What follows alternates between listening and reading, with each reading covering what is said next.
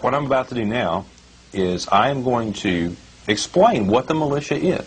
And I'm going to use the Michigan Militia's own document. I'm reading from right there. This is from the Michigan Militia in Defense of Liberty 2. This is on their website. And I'm not sure what the website is. Just type in Michigan Militia. You'll find it, believe me. And go back to me now. And I want to explain what the Michigan Militia says the militia is. Because, again, they are the most recognized of all the militias. And since I've met them, I kind of feel like I've intersected with them. They're real to me. I want to read some of this. So here we go. They ask, this is a bunch of questions people ask them. So number one, what is the militia? The militia is all able-bodied citizens who are capable of bearing arms, the absolute last line of defense against any threat to the state or country, whether that threat is natural or man-made, foreign or domestic. Our motivation is patriotism and a sincere desire to defend the Constitution.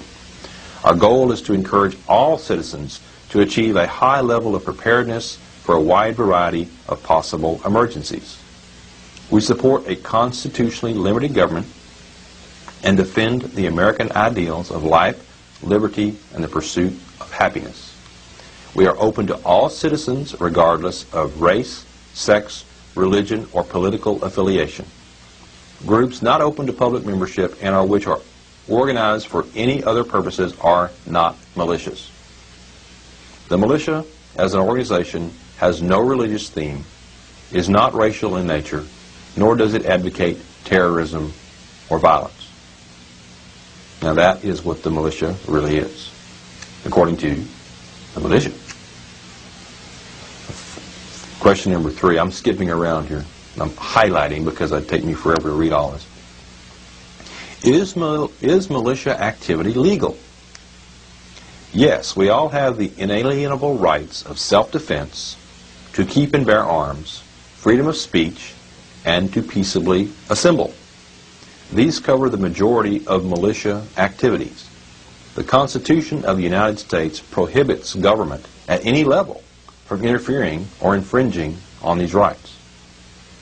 So you think about that. Okay, militia members have the right of self-defense, all right, to keep and bear arms. So do you, right, because you're part of the militia. They have the right of freedom of speech and to peaceably assemble. So what they're saying is, if we want to keep and bear arms while peaceably assembling and say what we want to say, the Constitution protects that. And they're right. It absolutely does. Question number 4. Is the government going to target me if I join the militia? And the answer is, if you're asking this question, there's obviously something enormously wrong.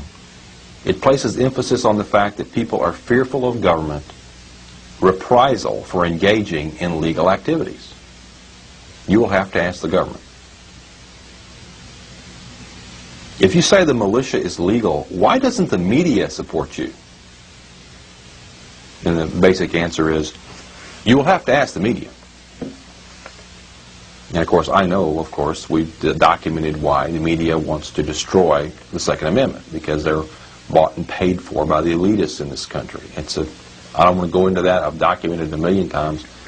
But the media is bought and paid for. They're all Council on Foreign Relations members, and the Council on Foreign Relations is dedicated to destroying the sovereignty of the United States. They say so.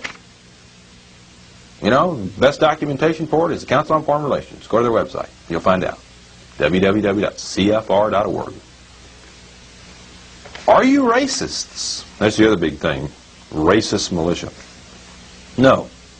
There are, however, individuals or groups that claim to be militias that say they are of a superior race fighting the, quote, great race war to annihilate the mud people, end quote. These individuals or groups are not militias. They are racists. And that's right. See the way it works? I don't care what color you are. If you're an American citizen and you are capable of defending your home, your state, your country, or helping out in times of an emergency, you are a member of the militia, regardless of your race or creed. It's very important to know that. Another question. Are you militant? And And the answer is no. However, there are individuals or groups who claim to be militias that are determined to be engaged in combat and are aggressively active. These individuals or groups are not militias. They are militants. The point here he's making is just because you call yourself a militiaman doesn't mean you are.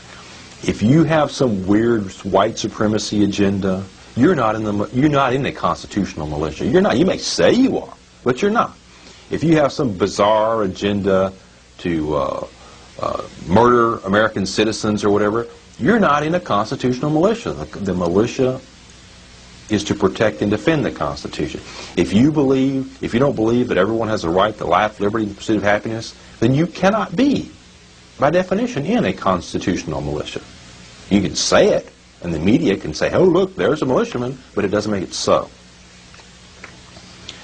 Isn't the militia the National Guard? No, the citizen militia is the unorganized militia. The National Guard is the organized militia. Federal law, 10 U.S.C. section 311A, B1-2, clearly distinguishes between the organized and unorganized militia.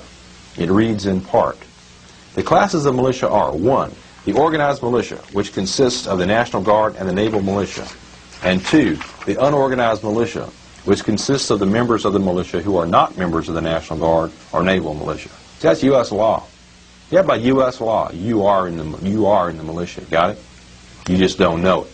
I'm here to tell you, you're part of it. Now a note regarding the National Guard.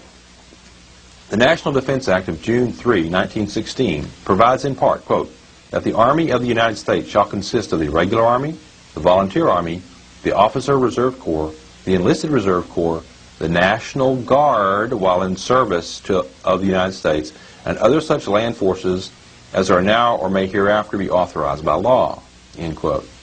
We understand from this excerpt that your state's National Guard was federalized back in 1916. That's right. You know National Guardsmen can be ordered to Bosnia. You know it. State National Guardsmen can be ordered around, right, by the federal government. That means they were federalized. That means the organized militia is under the control of the federal government. The Founding Fathers provided for the citizen militia specifically to safeguard against the corrupt, centralized government. Another question, why do we need militias or even armed citizens? Answer, as Americans, it is everyone's responsibility to uphold and defend the Constitution. This is a requirement of a free people. As to the need for armed citizens, you are responsible for defending the life of you and yours. As we've talked about on this show, as you can document all day long for yourself, the police have no obligation to protect you. None. I mean, can you imagine how many times the police have been sued by people for not showing up in time? The fact of the matter is, it's physically impossible for them to show up on time.